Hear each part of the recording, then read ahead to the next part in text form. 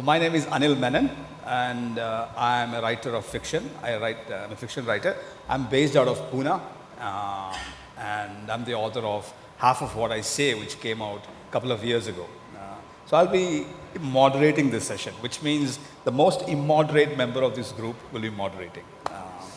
So usually I would introduce my co-panelists, but I have found that in general we tend to mangle introductions. So I'm going to ask them to speak for themselves. So I'll begin with Sucharita. Sucharita would say a few words about yourself, where you come from, your background and so on. Hi, thank you for being here. I am Sucharita Datta Asne. I am a writer and I edit a literary magazine called Kitab. My book of short stories was published last year. It's called Cast Out and Other Stories.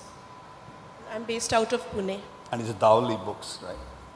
Yeah, it was published. My book was published by Dowley Books, an independent publisher from Orissa. Yeah, thanks, Sucharita. My name is Annie Zeti. I am a writer. I write in various genres, both fiction and non-fiction, and dramas, play scripts, etc. I also make like short films and documentaries a little bit, and I'm based in Bombay. Based in Bombay, right? Bombay. Yeah. Hi, I'm Akash Sonthalia. I'm a Kolkata-based boy, drenched in art, but I run a small company in artificial intelligence that promotes artificial creativity. I'm based out of Bangalore, and that's pretty much it. Yeah. Thanks, Akash. So I heard you work with kids based on, I think something to do with mathematics and music, right? Right. A little bit about that.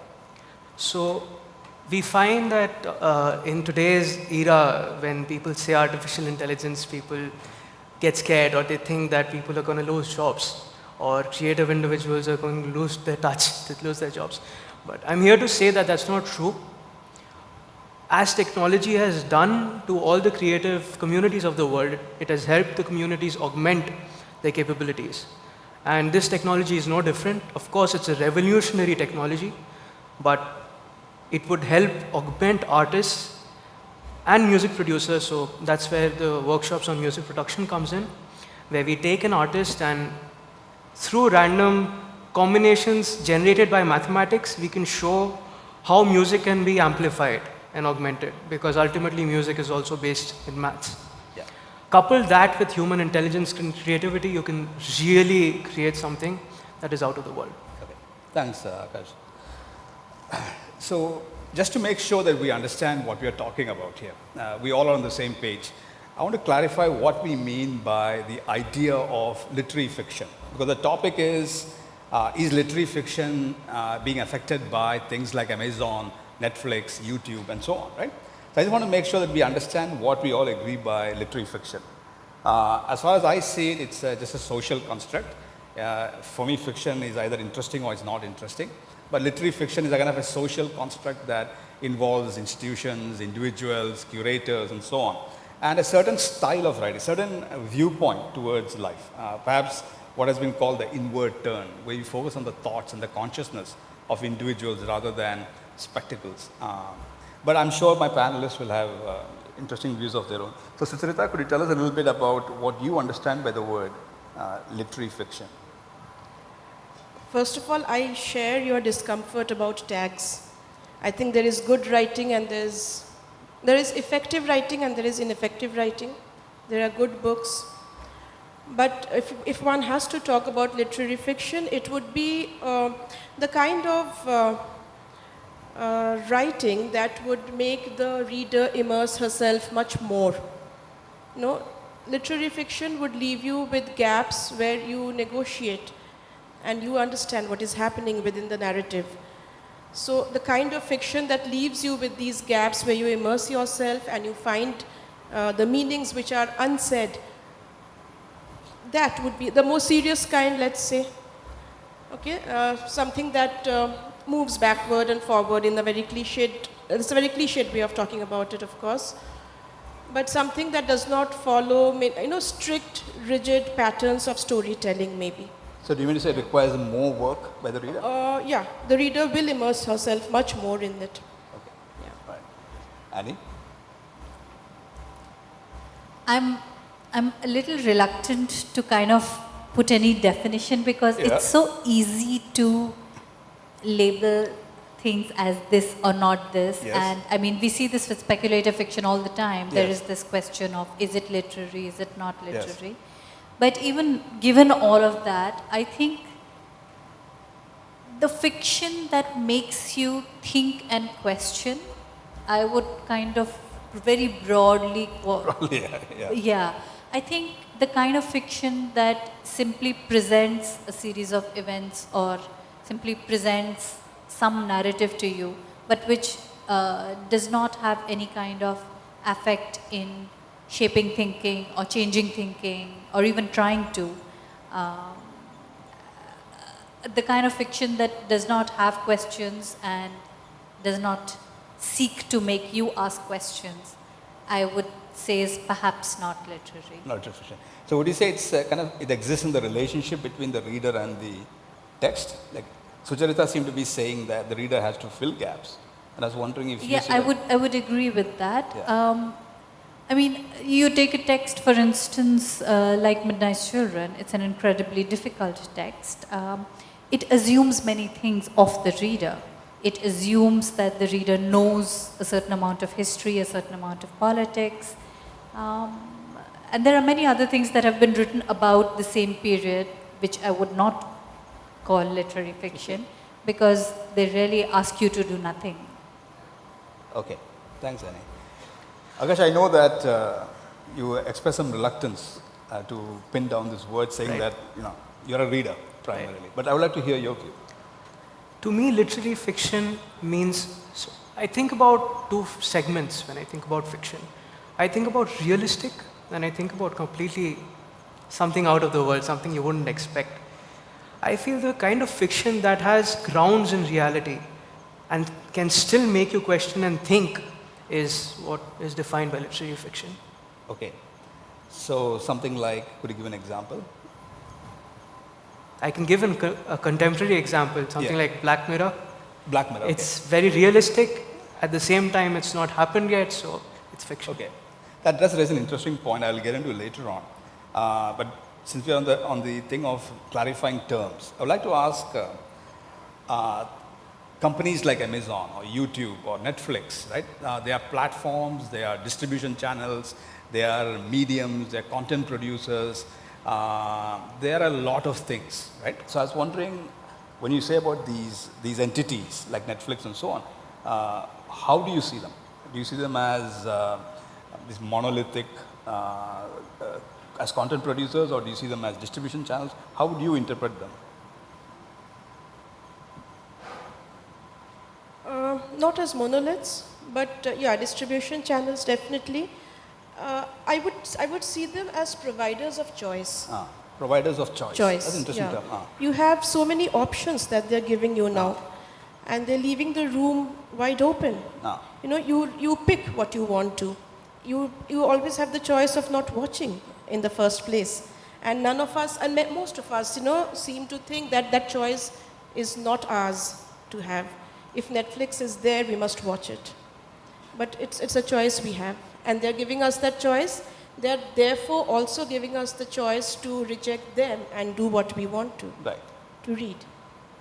So to press a little further on that question, so for example, there are a lot of books, something like, I think the total count now comes to something like 39 million books. So in terms of choice of what we can read, there's certainly a lot of books out there, right? Whereas something like, say, Gutenberg or one of these online book repositories might offer a much smaller portion. Or Netflix might offer maybe, say, let's say 6,000 movies, right? The total number of movies is far larger. But Netflix is kind of narrowing it down to these 6,000, right? So would you say choice has been increased or has actually been curated into a much smaller set? It's been curated. I would say the choice is wider because it has been, as you say, curated, and I would look at it more as a choice between Netflix and, let's say, television. And? Television. Television, okay. Okay. I was talking to somebody this afternoon, and she said that Netflix lets me watch what is grim and dark also. That's something I want to watch, but television might not give me that. Okay. So for many people, the choice is not so much between books and Netflix, but Netflix and Television. Yeah. Okay. Annie, any thoughts? Yeah, I agree with that. That basically, books and Netflix, there is no comparison. Netflix is a furthering of films and TV, the way we consumed films and TV. There is something very troubling about Netflix and All right. platforms like that, though. When I watch something online, the internet is making up its mind about me too. This is not the case in television or films. If I went to watch a film, the filmmaker didn't know me, didn't know you, didn't know him. So they would make one mishmash masala film thinking, okay, you'll get something, she'll get something, he'll get something out of it. Right. Or you had art cinema, where if you could watch a certain kind of difficult film or a film that made you think, then you watched it, right? And then you didn't necessarily, just because you watched one film like that, didn't mean that that was your taste. Netflix is not only shaping your taste, but reinforcing your biases. It tells me, because I watched one show about fantasy, it constantly pushes fantasy at me and hides everything else. And television doesn't do that. Not necessarily. Not necessarily, yeah. Not necessarily. I mean, you can have a certain kind of channel, Ah. but if I flip the channel, then I move to a different kind of channel. The channel isn't particularly seeking me out as an individual saying this is a 96% match. It's not. If I've seen one kind of movie, I've already seen it. Why do you want to show me the same kind of movie again and again? I find this troubling, this aspect. It basically limits you. Even while offering you 6,000 movies, if you're telling me that I should keep watching what I've just seen, you're actually limiting me.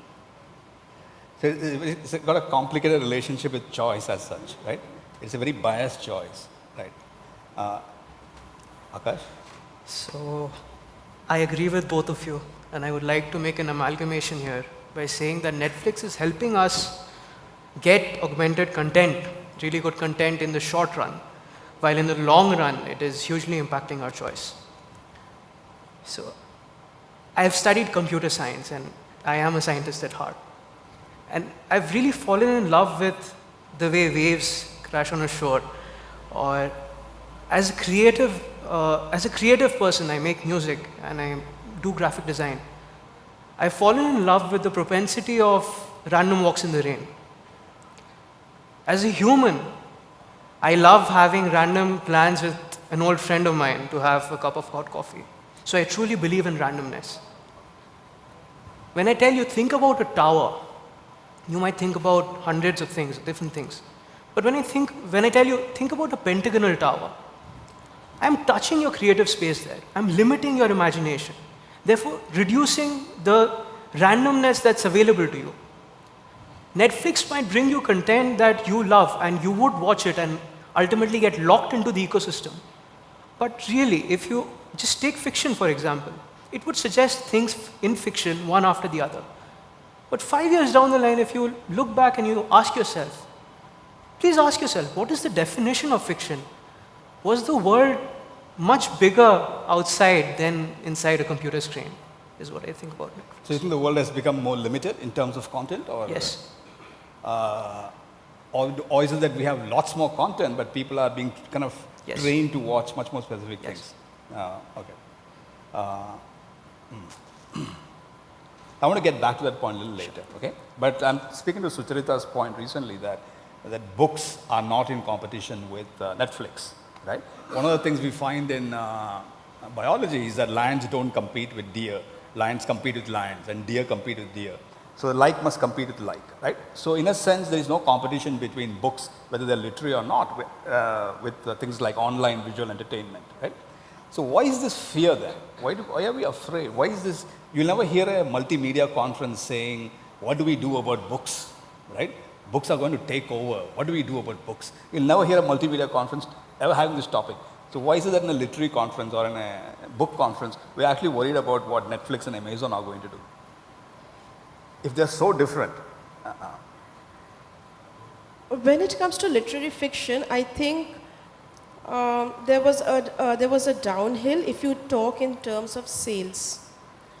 So if there was a downhill there, I think we are looking for other reasons to explain that. I also think that because reading is a much more immersive experience, it's a much more personal, intimate space, there is this kind of a physicality to how you enjoy reading a book and how you enjoy watching a movie. Okay. So earlier there would be a kind of preparation you would have to put in to go and watch a movie. And you could read a book in bed also. So I think, this is why, maybe this is why we feel that reading is being threatened by Netflix. I can slide under the blankets and watch Netflix rather than read a book. I mean, to put it very simplistically. But literary fiction began to suffer, I think, because of the way publishers were not pushing it, and also because I think people were reading genre fiction much more. Okay, so the genre fiction had picked up, literary fiction went down, and we have Netflix, and we have YouTube, and we have all kinds of other options given. And as a result, we feel that it is suffering, but I don't think so, because the book lover will always read. Exactly. Yeah? Yeah. You're not going to give up reading. I would look at it as a passing phase. This If whole I'm thing. getting addicted to Netflix rather than to reading, maybe it's just that, the initial phase when I'm getting crazy about it. But if I really love reading books, I'm going to get back to reading books. Okay. So I think the fear is unfounded vis-a-vis the dominance of, or the predominance of Netflix now. Okay. So it's not like a fight for attention. The reader has As a 24 phase. hours in a day, and we have to compete for 6 hours or 7 hours of their time. It's not like that. No, because I think there are other things also that distract you from reading. So it is not just Netflix that's distracting you. Yeah, we're finding, I would look at Netflix as a kind of excuse, but a passing excuse. Okay. All right. Thanks, Sudhirita. Annie? Actually, I disagree with that. I think this is finally a battle for eyeballs. That's For? what it is. Eyeballs, attention, time and attention. Time is limited. No matter how much money you have, time is still limited.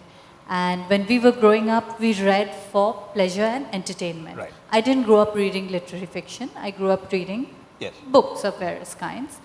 And I think what is happening now is that it's not just literary fiction, but the printed word in general is taking a hit because screens are easily accessible, and that content is, you take a baby too. A baby doesn't know how to read, but a baby knows how to watch. You can plonk a baby in front of screen and, you are free for 4 hours, 5 hours, as many hours as you want. You have babies addicted now to screens.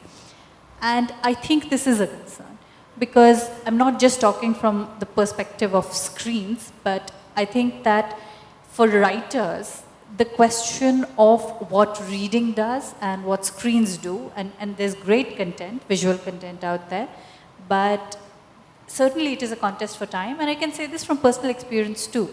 I grew up also watching stuff and also loving stuff and loving movies and television actually, but my access was limited. And so the kind of person I became, the kind of reader and writer I became was ultimately shaped by, the kind of thinker I became was shaped by the fact that my predominant experience was books. And there is scientific research to back that what literary fiction does, what the reading of literary fiction does, watching doesn't do the same thing.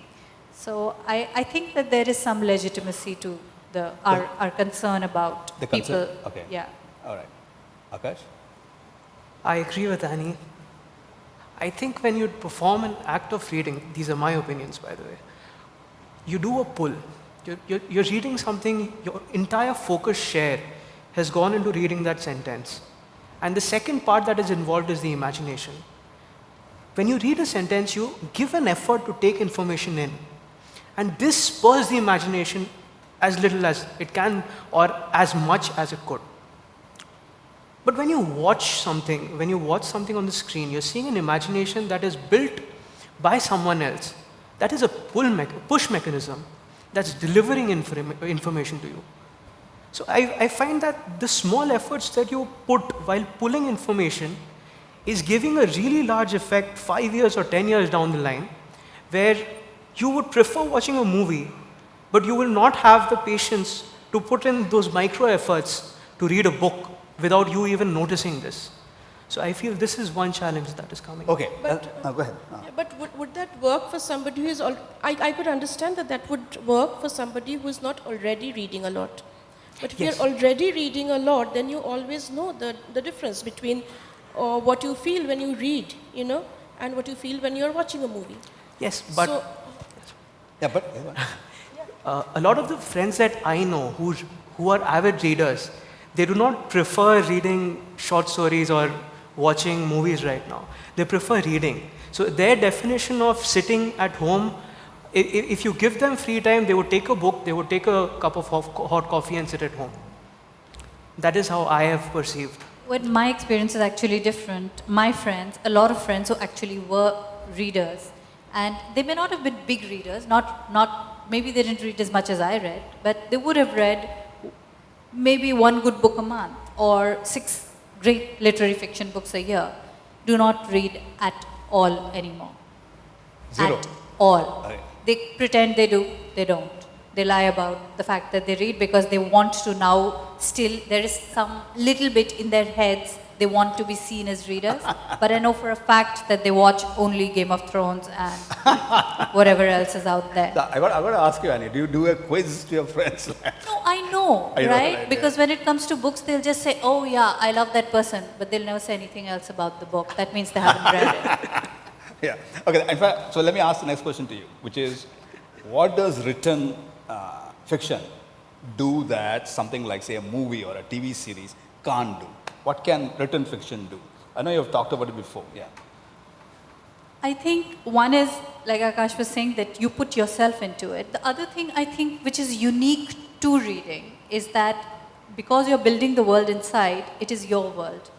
And you are investing yourself in that process. The brain invests itself into that the way nothing else can. Nothing can match it.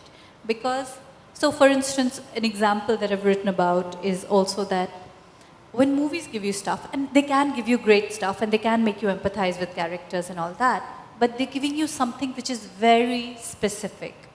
A vision and a version of characters, the way the directors and the art directors and the cinematographer sees it. And you cannot change that. It cannot become your experience no matter what you do. For instance, if in a popular movie, like say,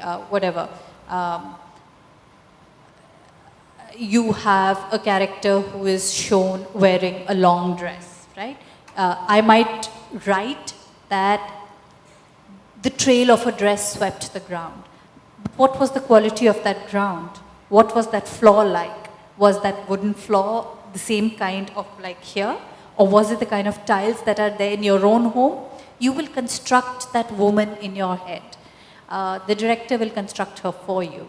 Which is why we have this huge debate about beauty and beauty standards. Because what is presented to you visually is unchanging and unchangeable. But in books, you don't have that problem. You write pretty girl, she's the kind of pretty girl you want in your head.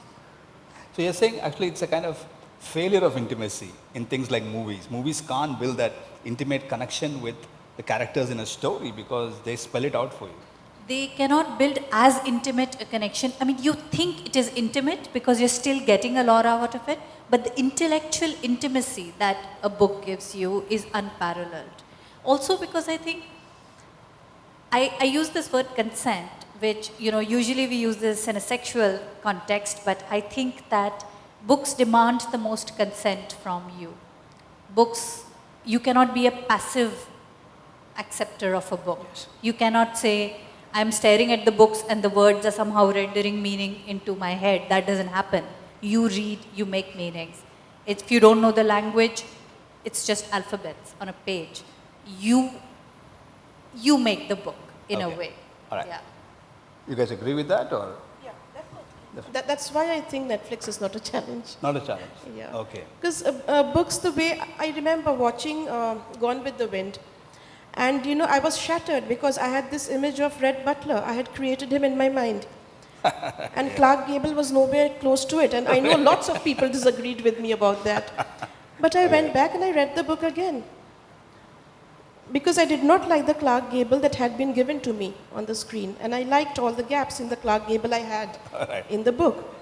So it's a much more intimate space. It's a space which gives you a kind of ownership of what you're reading also. Okay. Which of course, movies give a lot to you, but this, the movie cannot Yeah. give you. So it seems that we are evolving a new kind of reader, a new kind of participant, right? And we actually might be belonging to an older generation which likes to fill in blanks and likes to have that special intimacy with the stories that we read. And people might be perfectly happy with interpreted versions for the mediated versions that cinemas and the TVs offer. So are we evolving a new kind of participant for fiction?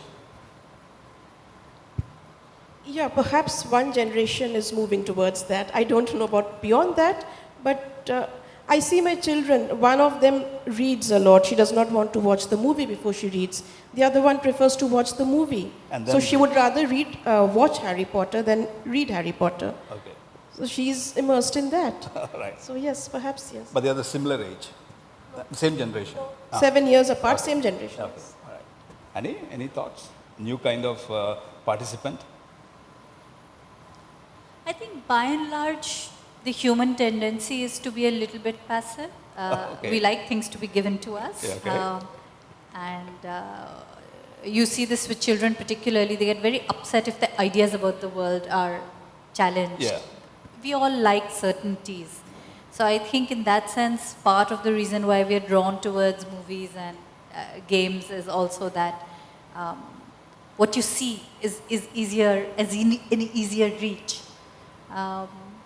But I also think that if it is true, if what the scientists say is true, Yeah, okay. that the reading of literary fiction actually does things to the brain, and there is now also evidence to suggest that what you feel, your emotions actually, it's not just that your brain feels emotions, but the feeling of the emotions changes the structure of the brain. Like depression can change the structure of your brain. If that is true, we are actually looking not just at a different kind of reader, but a different kind of human in the future. So that's... Fascinating. Akka, I saw you nodding heavily. That means you agree? So the way I see it, the world is moving towards experiences now. We're all sitting here. We could have been sitting outside somewhere on the grass, but it would not create the same impact that this room creates. This is an experience that we've created. And therefore, I feel that as technology is advancing, movies sort of create that ambience for you, that engulfs an imagination and gives it to you. Have you tried watching a horror movie without music or without sound? It's a comedy movie. I feel that experience is what will drag people inside, and someone who's new, who wants to read a book versus wants to watch a movie, or say in the future immersive media, would choose immersive media over book because of the instant feeling that person gets. Yeah. So one of the things that we hear is that online channels like Netflix and so on, they're kind of democratizing. They kind of remove the old institutional structures, the editors, the publishing houses, and so on. It makes it possible for a lot more people to enter the space of creativity. On the other hand, what we actually find is that it's very difficult to get a movie into Netflix. It's not that easy to get a movie into Amazon, for example. So in a sense, there's a lot of curation going on in these places, but they want to control the kind of content that is presented. So actually, do you think that curation will become more important or less important with these new technologies? Yeah. Just a guess. I know it's not really answerable. I think a certain amount of curation is necessary, not in terms of the themes and the kind of people who are doing it, but in terms of just quality control. And I think this applies to books too. Everybody likes to complain about gatekeepers and so and so, but Yeah. the fact is that now that the gatekeepers are gone, and there is a lot of popular fiction out there, but it is so badly written and edited. There is this entire spurt of work out there, which is being published for sure, in both print and online, but quality control is just zero. So I think, for instance, I personally would prefer some curation. Yeah. In all content, right? In all content, Yeah. and like for instance, Netflix is very wide. It gives you, it gives you mainstream Bollywood, it gives you some Tamil films, everything. So it has a kind of bouquet. But if it starts putting out a lot of mediocre Hindi films, I'll stop going to the platform, right? Like Amazon Kindle, for example, which basically publishes anything that you might put out there. I don't have a Yeah. Kindle, so I don't know. But yeah, I know what you're saying. Yeah. Okay.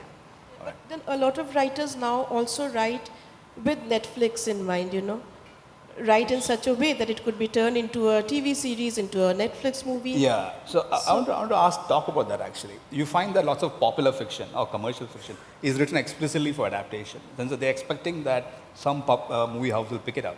Do you guys find yourself thinking that it would be nice to have a Netflix movie come out of this? Yeah. Yeah. I actually do write scripts myself, and Yes. I did for a while. I still continue to be on the fringes, sort of. I'm not in the heart of the movie kind of industry, but and one of my short stories was picked up and turned into a movie last year, but it was a very sort of what you can say sort of art house kind of movie. I don't write with the idea that Netflix might pick up something. What I have done is that I have started to write a script and then stopped and said, okay, I don't know if this will ever get made into a movie. Let me try and write a book instead. Because I find that by and large, although we like to say that with Netflix and Amazon coming in, more projects are getting greenlit and that it's an exciting new time, etc. But pay attention to what's happening in India. Most of the work is repetitive. It's a cheap derivative of what you're already seeing in mainstream cinema and on television. Very little, like maybe 5% of it is actually like a breath of fresh air.